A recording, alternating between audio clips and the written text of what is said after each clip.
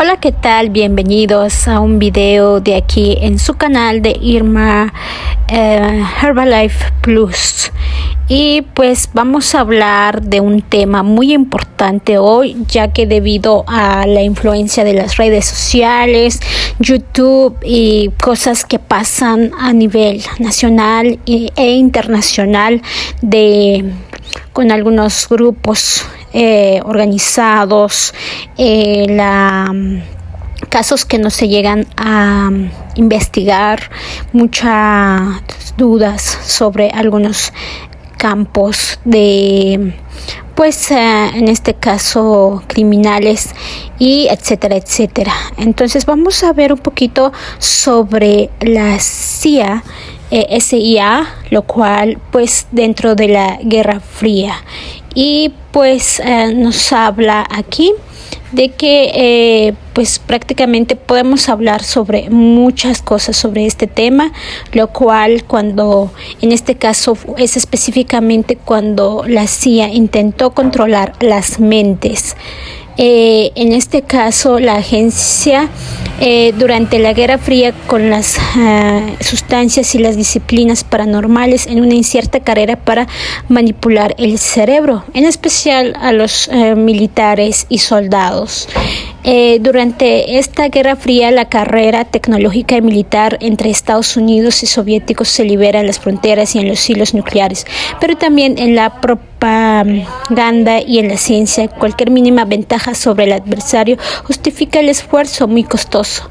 En este caso, pues, nos habla de la agencia creía que con el uso del LSD se podía influir directamente en el cerebro de las personas, que pues un interno contó que durante un año había recibido una inyección diaria de este tipo de droga, antes de percatarse de que el experimento para él que se había ofrecido voluntario, una supuesta cura de la esquizofrenia, era en realidad algo bien distinto. Y es como lo que hacen estos tipos de organizaciones que empiezan a mentir a la gente, ¿no? Quien se relata que otras pruebas aún más extremas se desarrollan en centros de detención clandestino en todo el mundo. En este caso, el programa terminó en los años 60 y no fue hasta la década más tarde cuando la opinión pública conoció su existencia. El proyecto había sido en parte un éxito, en parte un fracaso. Y pues en este caso la LSD no fue la única línea de investigación en este terreno. La CIA colabora con la Agencia de Investigaciones de Proyectos Avanzados. Prácticamente aquí, más que una agencia de inteligencia, es una agencia de manipulación ante la sociedad, encargada de financiar, desarrollar la investigación.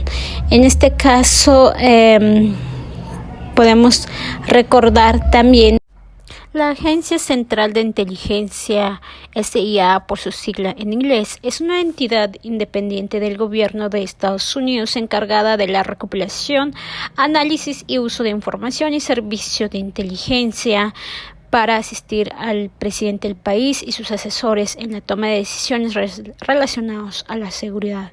Que también hay que recordar que pues más que un centro de inteligencia, pues crean y también incorporan también la psicología y la manipulación a la gente.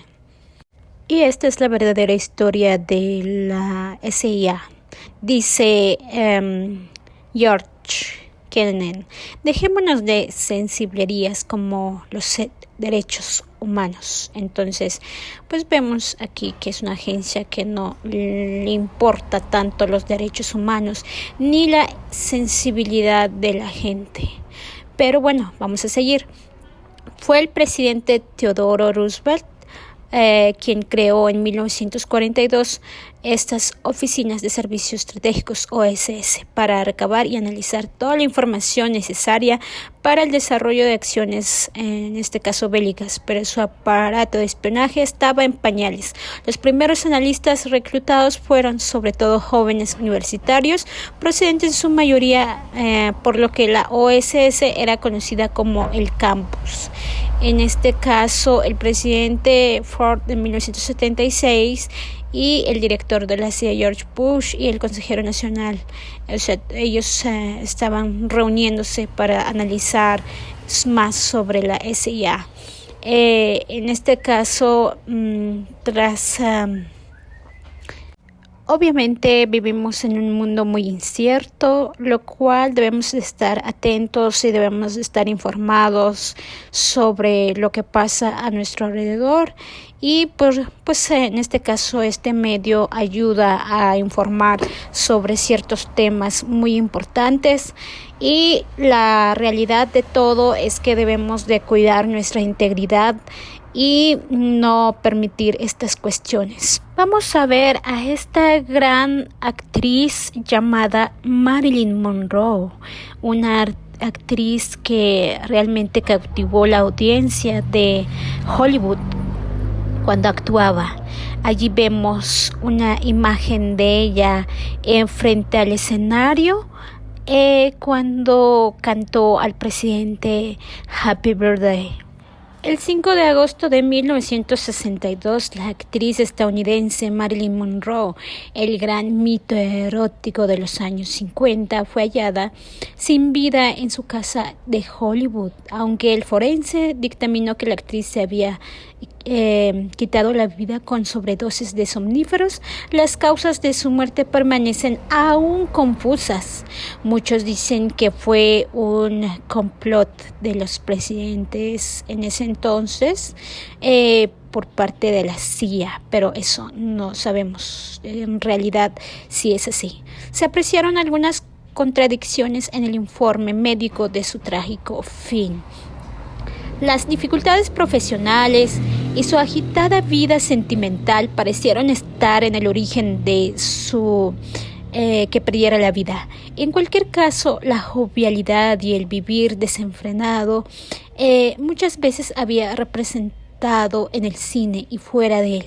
Se corresponden poco con el verdadero perfil de su vida, marcada por las contradicciones complejas de su niñez y pues seguida de algunas desgracias, seguidas después de un éxito arrollador al que no supo hacer frente quizás. Y también encontrar junto a personalidades como Arthur Miller la estabilidad y la seguridad que persiguió toda su vida. Marilyn Monroe, de verdadero nombre Norman Jean Becker Morrison, apellido de su padrastro, nació el 1 de junio de 1926 en Los Ángeles, en el estado norteamericano de California, hija de Gladys Becker, quien nunca le comunicó la identidad de su padre. Su primera infancia fue muy dura. Su madre la dejó en manos de un matrimonio amigo hasta que cumplió 7 años. Entonces se la llevó a vivir consigo.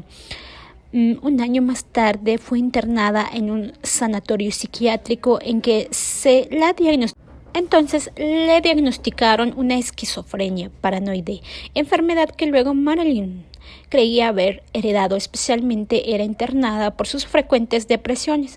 Su infancia y adolescencia transcurrieron entre un orfanato en el que ingresó a la edad de 9 años y trabajó como ayudante de cocina, la casa de sus abuelos y las de varias familiares que la adoptaron. En una de estas casas de acogida sufrió al parecer abusos por parte de familiares. Nada hacía pensar que Norma Jean tuviera una futura carrera como actriz, ni tan siquiera el hecho que su madre, una mujer extraordinaria, atractiva, hubiera trabajado durante un tiempo como montadora de negativo marcada en la pobreza a los 16 años. En este caso de modelo a actriz. En 1946, un fotógrafo de modas la descubrió y la convenció de que se hiciera modelo. Así, la aún llamada Norma Jean comenzó su carrera como modelo bajo la tutela de la agente. En este caso también tuvo un rostro de modelo, comenzaba a ser muy conocido.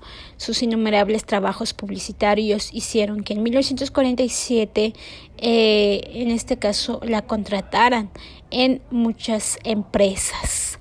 Un año después, la Fox rehusó renombrarle el contrario, por lo que aceptó uno nuevo, parecidas características en Columbia. En este caso también para la productora de metro fue contratada de igual manera, y esto es su trayectoria. Tuvo una gran trayectoria. Marilyn estuvo verdaderamente espléndida en su papel, una niñera, lo cual pues lo hizo muy bien. Fue una estrella también de la comedia, cantaba muy dulce, muy lindo, y también pues se pasaba horas y horas caracterizándose para presentarse ante una cámara. En este caso, el tercer trabajo que hizo ese año fue un filme, y pues estuvo muy bien. Marilyn Monroe también se casó también con un gran beisbolista llamado Joe DiMaggio. Y pues en este caso fue uno de los otros matrimonios que hizo, y en uno de esos matrimonios pues se embarazó, lo cual perdió al niño. Y pues esa es la historia de Marilyn Monroe. De igual manera, por esa época comenzó a tomarse periodos de descanso en clínicas debido a las depresiones. En cada vez con mayor frecuencia se veía sumida, y pues en este caso tuvo nuevos rumbos, y pues ya al principio les comenté cómo terminó con su vida, una trágica historia final. Ya no se presentaba en Hollywood para sus actuaciones, y pues ya la encontraron en su cama sin vida. Y también estuvo pues muy de cerca con John Kennedy y Robert Kennedy. Conoció muchos personajes como la reina Isabel y etcétera. Ahora vamos a ver la historia de Jacob Greenberg. Es un científico de la UNAM que investigó el chamanismo y desapareció misteriosamente. Qué casualidad, ¿verdad? El doctor Jacobo Greenberg dedicó su vida a estudiar el cerebro y sus capacidades espirituales. Desapareció sin dejar rastro en 1994, cuando yo apenas acababa de nacer. La realidad es un misterio, y cualquier esfuerzo por comprenderla zanja en el fracaso. Sin embargo, dicho intento es loable, y a lo largo de la historia humana ha dado como resultado una gran cantidad de filósofos, místicos, científicos, poetas y artistas. Este es el caso de Jacob Greenberg, quien nació en la Ciudad de México en 1946. Cuando Greenberg tenía 12 años, atestiguó el sufrimiento de su madre tras un accidente cardiovascular. Fue entonces cuando sintió el llamado para estudiar la mente. Jacob Greenberg estudió la licenciatura en la psicología en la Universidad Nacional Autónoma de México, UNAM, y físico-fisiología en el Instituto de Investigación Cerebral de Nueva York. Posteriormente obtuvo un doctorado por sus estudios de los efectos electrofisiológicos de los estímulos geométricos en el cerebro. El reconocimiento por parte de la academia le permitió fundar un laboratorio de psicociología en la Universidad de Anáhuac. Cerca de 1980, sus estudios fueron acogidos por la UNAM, donde abrió un segundo laboratorio. Posteriormente, en 1987, inauguró el Instituto Nacional para el Estudio de la Ciencia, mismo que contó con el apoyo económico de la UNAM. En este caso, Jacob Greenberg y los chamanes. Sin embargo, Jacob trascendió y saltó a la fama por sus estudios vinculados de todas las ciencias esotéricas, lo cual puso en duda su reconocimiento como científico serio. Su trabajo se centró principalmente en el estudio de los chamanes, de los pueblos originarios de México, algunas de las cuales eran capaces de realizar obras milagrosas. Entre los chamanes que conoció destacó Pachita, una mujer que realizaba cirugías espirituales, procesos quirúrgicos prescindiendo de materiales. De acuerdo con lo declarado por Pachita, su cuerpo servía como una caja de recepción del espíritu del Tlatoani Cuauhtémoc, que le ayudaba a orar sus milagros. Siguiendo el método científico, Greenberg intentó explicar los fenómenos paranormales a través de teorías sintérgica, la cual ponía que no hay objetos separados unos de otros, sino que es un campo informacional de una complejidad extraordinaria y que nuestro cerebro interactúa como este campo. Sin obsesiones conceptuales, Greenberg mencionaba que dicho campo es el mismo que algunos físicos nombran campo preespacial. Imagínense toda esta investigación que hizo Jacob Greenberg. Dice Jacob, ni siquiera alcanzamos a entender cómo hace el cerebro para lograr este portento, este milagro de la realidad común y corriente, de lo que vemos como una imagen visual, de lo que oímos como un sonido. Son tantas las operaciones cerebrales que se requieren para lograr este milagro, que es la realidad cotidiana, que me atreví a decir que estamos ante un mecanismo, el cerebro humano, con capacidades ilimitadas. No se requiere ir más allá, simplemente considerar que esta matriz informacional que el cerebro decodifica es tan compleja y es más compleja la realidad perceptual para quedar asombrados de la capacidad que tiene el cerebro para realizar lo más común y corriente que es nuestra percepción visual, auditiva y etc. Este es Jacob Greenberg. Por ejemplo, Pachito, el chamán maya, tenía esta misma característica de estar localizado en un nivel de conciencia directo que se manifestaba en su sensibilidad portentosa, explica el científico. Lo cual este científico, de acuerdo con su testimonio, estas ideas místicas explicadas con lenguaje científico no se limitaban a un conocimiento meramente intelectual. Así que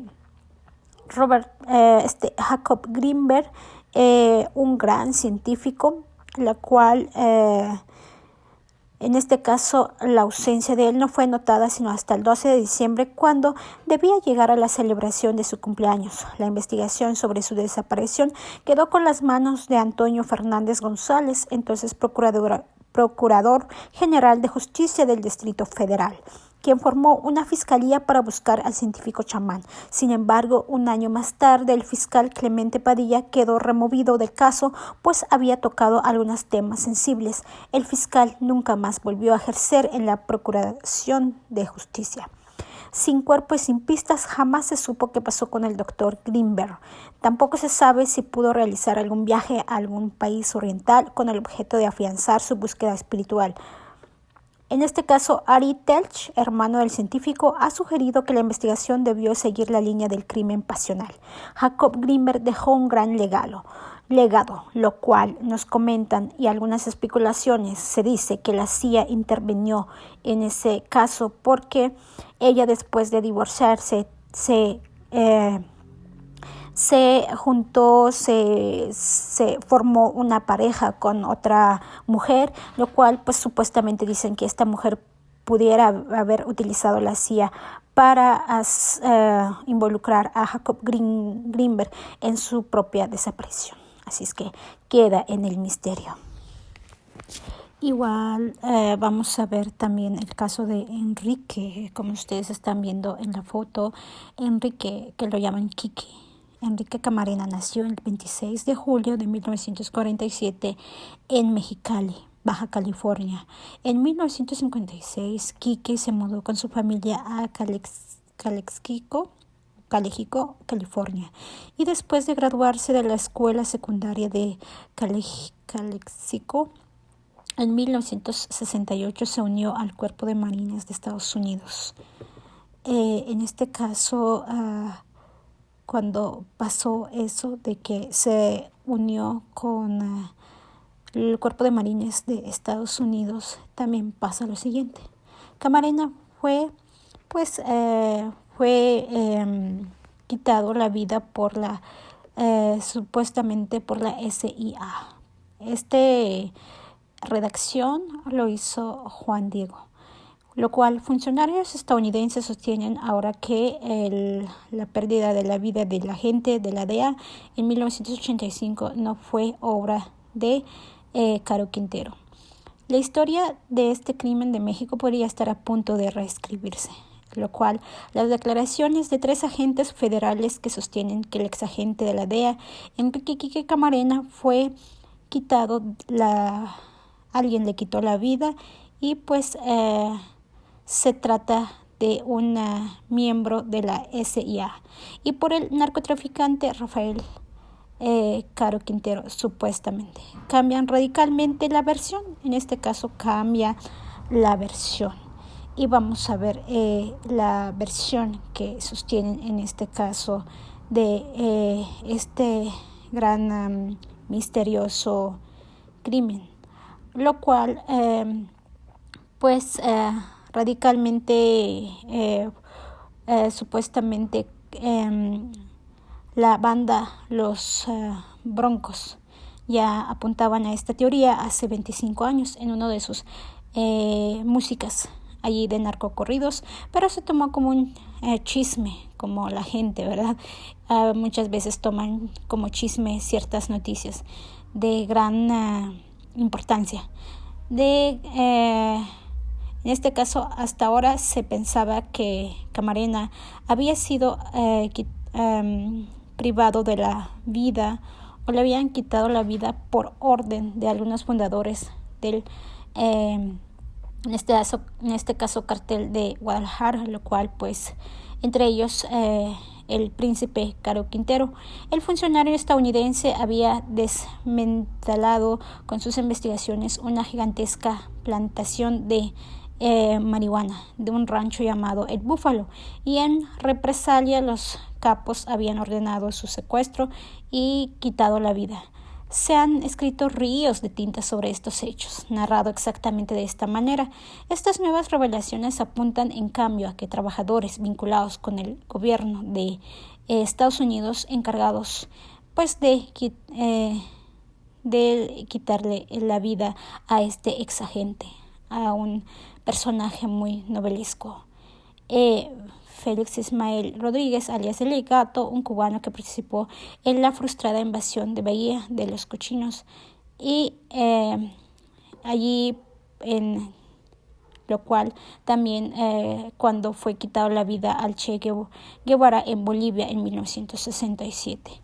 El giro en la historia corre a cargo de el exdirector del Centro de Inteligencia del Pacific, Héctor Vergés, agente de la DEA y ex piloto, que en ocasiones realizó trabajo para las agencias federales.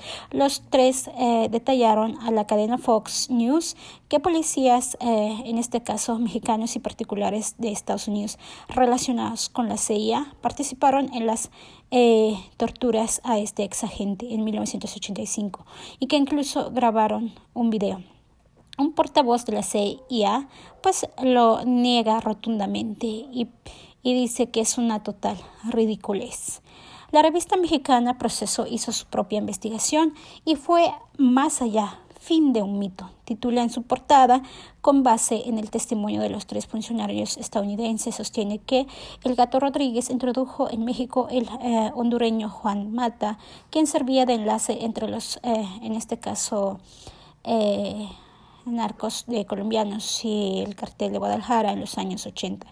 En esa época, Caro Quintero era el mero, el jefe de jefes, lo cual que sabemos actualmente que está en la cárcel. Mata contaba con la aprobación de las autoridades, o al menos hacían la vista gorda, como operador de la CIA, y también pues negociaban pues con sustancias ilícitas. Parte de las ganancias lo recibía la CIA, que a su vez las destinaba a los contrarrevolucionarios de Nicaragua, que lo utilizaban para comprar armamento. Era una forma indirecta para Estados Unidos de financiar la lucha contra el régimen sandinista. Camarena descubrió estos tejemanejes. Eso fue, según los entrevistados, su sentencia, que le quitaran la vida. Y la CIA mandó a levantar y torturar a Kiki. Y cuando en este caso fue Caro Quintero para así pues tapar las cosas legales que se estaban haciendo en México. Lo contó Jordan, el periodista Jesús Esquivel. Jordan no es un cualquiera. Como jefe de la EPIC en El Paso, fue el encargado del centro más poderoso de Estados Unidos para vigilar la frontera común. Fue un funcionario de alto rango, de allí que su testimonio tenga valor. El caso tiene una enorme relevancia, pero pasó desapercibido en Estados Unidos, donde andan a otra cosa. Solo una investigación sólida de la Corte Penal podría sacarnos de dudas, pero hay pocas posibilidades de que eso se vaya a ocurrir, cuenta Esquivel desde Washington. La DEA sigue persiguiendo a Caro Quintero, que técnicamente no puede volver a ser juzgado por el caso de Camarena, pero la administración estadounidense puede que formalice cargos en su contra por el lavado de dinero. El Departamento del Tesoro ha aplicado sanciones contra empresas y familiares de Quintero. Los agentes antinarcóticos nunca dieron por cerrada la investigación y de hecho llegaron a tomarse la justicia por su cuenta. Y pues en este caso, en 1990, llevan al médico mexicano Humberto Álvarez por supuestamente haber proporcionado a Camarena fármacos para mantenerlo despierto durante las torturas. La detención ilegal desencadenó un conflicto diplomático entre México y Estados Unidos. El doctor fue liberado en 1992 por un juez que anuló los cargos en su contra. Entonces, el acabar con la vida de Camarena se convirtió en una leyenda y la figura de Caro Quintero ha sido retratada por el escritor norteamericano. La historia de uno y otro había quedado zanjada con el ingreso en prisión de Quintero, detenido en Costa Rica en 1985. Allí se había refugiado de la DEA, que prometió buscarlo hasta el fin del mundo. Camarena era el primero de sus agentes que había sido, en este caso, quitado de la vida. Él, considerado como el primer que se dedicaba a traficar con sustancias ilícitas mexicano, fue condenado por el crimen de 40 años de cárcel y allí debería de seguir si no fuera por un tecnicismo legal, aprovechando por sus abogados que le abrió las puertas de la celda en agosto de hace años. La liberación revivió el caso y las nuevas revelaciones aportan más confusión en este caso. La historia de este personaje, y lo cual pues aquí vemos de igual manera de que detrás de ello estaba lo que es esta entidad de la CIA, como los otros casos que les presenté. Sin embargo, pues desempeñan un trabajo muy importante en varios países, en especial en Estados Unidos, y no, pues reconocemos que hacen un buen trabajo, pero al igual, pues como sabemos, hay ciertas personas infiltradas dentro de las organizaciones que podrían pues hacer estos atroces crímenes y con apoyo de ciertos personajes políticos quizás. Así es que este video es meramente informativo, nada que estemos afirmando aquí, y pues para que la audiencia sepa de algunos detalles y que pues no es como parece a veces las cosas. La realidad va más allá de lo que ve nuestros ojos. Así es que, y para finalizar, les dejo con un video de un poco de terror, pero no es para asustarlos, es para que tengan alguna idea de lo que pasa, principalmente a personas que tienen problemas psicológicos mentales, lo cual pues hay que tener cuidado, y pues en este caso se puede tratar con medicamento, o en este caso pues tener también un desarrollo muy espiritual y de diario para que la gente pueda tratar sus estados mentales. Así es que que la pasen muy bien, y si les gustó este video, estreno, dejan su like, pongan su comentario, comparten el video y suscríbanse. Y con ustedes pues les dejo en la conclusión de este estreno. Gracias. Buenas noches, Ángel. Así es, buenas noches. ¿Con quién tengo el gusto? Pues no quisiera darte mi nombre, pero pues bueno, soy la señora Victoria. Señora Victoria, buenas noches. Cuénteme. ¿Usted tiene algo que contarnos en esta noche de Halloween? ¿Alguna historia de terror conocida? ¿O bien alguna anécdota de una persona cercana a usted? Platíquenos. Pues mira, la verdad, yo no creía en esas cosas, pero yo, por ejemplo, con mi hija he tratado de llevarla por el buen camino, de hablarle de Dios, y que pues que entienda, de llevarla a misa y todo. Mi hija, bueno, yo me divorcié cuando mi hija tenía 9 años y pues me quedé sola desde entonces y ahora ya tiene 17 y pues yo ahorita 37 años. Ajá. Hace como 5 meses mi hija Natalia pues empezó rara.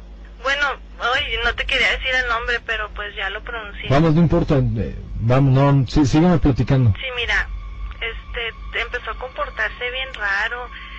No sé, se juntaba con otras amigas y algunas mayores que ella, pues yo sentía como que la estaban cambiando y pues la verdad no sé, empezó a vestirse diferente, andaba toda de negro, se veía distraída, pues en la escuela no daba los mismos resultados. Ella siempre ha sido una hija excelente, obediente. Ajá. Con buenas calificaciones y pues desde entonces empezó todo mal. Sí. Pues mira, una vez me mandaron a hablar de la escuela de ella, ella estudia en el bachilleres y Ajá. pues yo me di cuenta de que todas las mamás éramos divorciadas y pues nos estaban diciendo de que las encontraron pues jugando a la ouija y que tenían fotos de los maestros y de alumnos, así como si estuvieran haciendo brujerías. No sé, la verdad eso me dio mucho miedo y me desconcertó. Y luego, ¿usted no acudió a la escuela, no sé, con los directivos a ver qué estaba pasando? Sí fui, pero pues todas las mamás ahí estábamos reunidas y comentábamos de lo que había pasado. No nos explicábamos qué era. Lo que sí nos dimos cuenta era de que una de las mamás, la que creemos que las indució en esto, no había ido, no había asistido. Entonces, pues, como fue fuerte la falta que ellas cometieron, pues la suspendieron y ahorita está sin ir a la escuela y me trata súper mal, me grita, hasta parece como si alguien estuviera dentro de ella, se comporta de una manera muy extraña, la verdad estoy bien preocupada. Ajá. Sí, ya no sé qué hacer con mi hija. El otro día encontré en su cuarto, abrí el closet para arreglarle, porque ya ni de eso se ocupa, no se asea, no limpia, no hace nada. Abrí el closet y encontré una foto de su papá rodeado de velas negras. Y en eso ella entró y me amenazó, me gritó horrible, me dijo muchas cosas, groserías.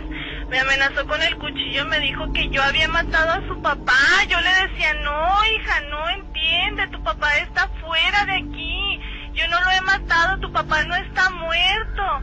Y como que ella se resistía y en eso me enterró su cuchillo en la cama porque como que ella sintió que estaba fuera de lo que ella estaba haciendo y ella misma como que platicaba con alguien, decía, no, mi mamá no mató a mi papá, ella no fue, mi papá está vivo. Ah, caray, o sea, empezó a gritar eso, refiriéndose a quién o qué. No sé, es como si alguien estuviera hablando por ella, como si estuviera poseída. No, estaba bien mal. Invocaba a alguien que se llamaba o le decía Belcebú o algo así, y que ella decía que yo había matado a su padre, pero no la podía hacer entrar en razón. Se tiró al suelo, se empezó así como a convulsionar y yo la quería calmar, pero me retiraba, me pataleaba y ya no sabía qué hacer. De repente así como que entró todo en calma, me acerqué, la abracé, le dije, hija, vamos a tirar esa ouija, eso no te está haciendo nada bien, ya tienes que quitarte de esas cosas satánicas, vamos por la Biblia. Empezamos a rezar y rezar. En ese instante ella otra vez como que se transformó, me quería golpear, no sé, como que me quería matar, me quería hacer daño. Yo salí corriendo a mi recámara, me encerré, me decía que me odiaba, decía que yo iba a morir, que porque yo había matado a su padre. No, me siento bien mal, siento como escalofríos, como mucho frío, no sé qué pasa. Victoria, señora. ¿Está bien, señora? Señora, bueno, pues parece que hemos perdido la llamada. No, aquí sigo, Ángel. Si gusta, aquí podemos dejar la llamada, no hay problema. Perdóname, es que no sé qué me pasó, me sentí mal. Te digo que mi hija me odia, me quiere matar, me dice que la deje en paz, no sé, se le voltean los ojos, se transforma muy feo. Señora, ¿usted ha tratado de asistir con un especialista, un psiquiatra o algo así? Pues la verdad, hace poco hablé con un padre y me dijo, ¿sabes qué, hija? Vamos a tener que ir a tu casa, y llevó agua bendita y empezó a platicar con ella, pero no sé, ella qué le pasa, él empezó a rezar y él empezó a echarle agua bendita, pero se transformó completamente, empezó a oler muy mal, así pues no te puedo explicar la forma en que ella se puso. Se le echó encima al padre, empezó a golpearlo y el padre seguía rezando, pero no podía contra ella, se defendió. Corrimos al cuarto a encerrarnos porque estaba endemoniada, no sabíamos qué hacer. Ay, Ángel, espérame un segundo, creo que se acaba de... Señora. Qué miedo, Ángel, ya no lo puedo soportar. Está bien, si gusta que dejemos ya la conversación, señora. Señora, ¿está bien? Señora. ¡Qué miedo! ¡Que alguien me ayude, Señora. por favor! ¡Hija, qué tienes! ¡Ay, qué es eso! Señora, espera un momento. Señora. Victoria. Señora,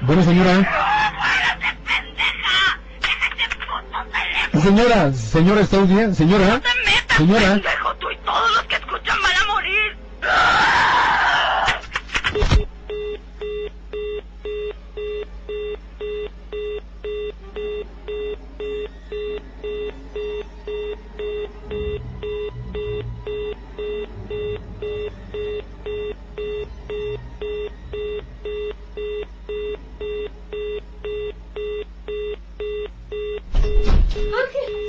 Ángel, ¿qué tienes?